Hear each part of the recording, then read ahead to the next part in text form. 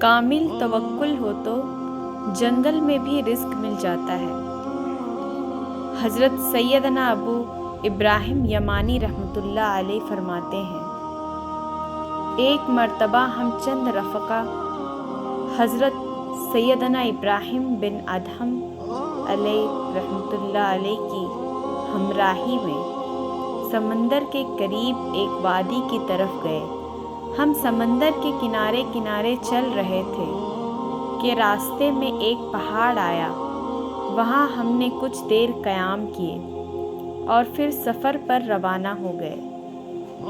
راستے میں ایک گھنا جنگل آیا جس میں بکثرت خشک درخت اور خشک جھاڑیاں تھیں۔ شام قریب تھی، سردیوں کا موسم تھا۔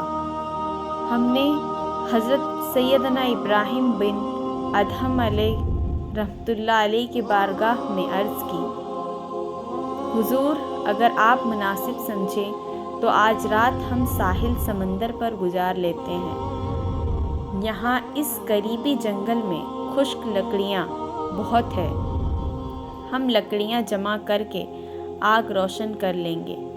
اس طرح ہم سردی اور درندوں وغیرہ سے محفوظ رہیں گے۔ آپ رحمۃ اللہ علیہ نے فرمایا، ٹھیک ہے، جیسے تمہاری مرضی۔ چنانچہ ہمارے کچھ دوستوں نے جنگل سے خشک لکڑیاں اکٹھی کیے اور ایک شخص کو آگ لینے کے لیے ایک قریبی قلعے کی طرف بھیج دیے۔ جب وہ آگ لے کر آیا تو ہم نے جمع شدہ لکڑیاں میں آگ لگا دی اور سب آگ کے ارد گرد بیٹھ گئے اور ہم نے کھانے کے لیے روٹیاں نکال لی۔ اچانک ہم میں سے ایک شخص نے کہا، دیکھو ان لکڑیوں سے کیسے انگار بن گئے ہیں، اے کاش ہمارے پاس گوشت ہوتا تو ہم اسے ان انگاروں پر بھون لیتے۔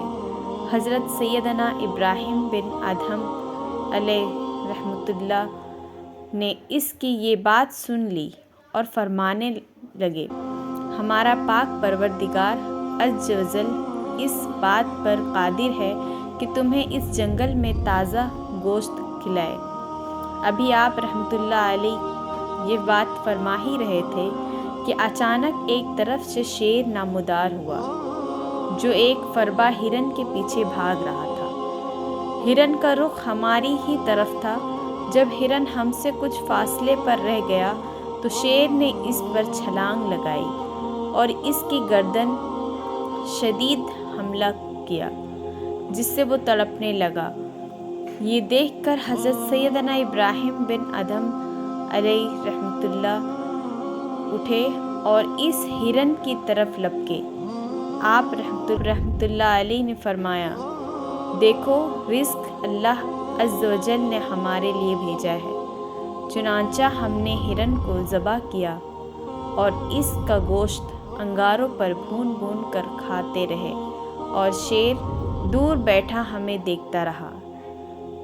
اس طرح ہماری ساری رات گزر گئی۔ سچ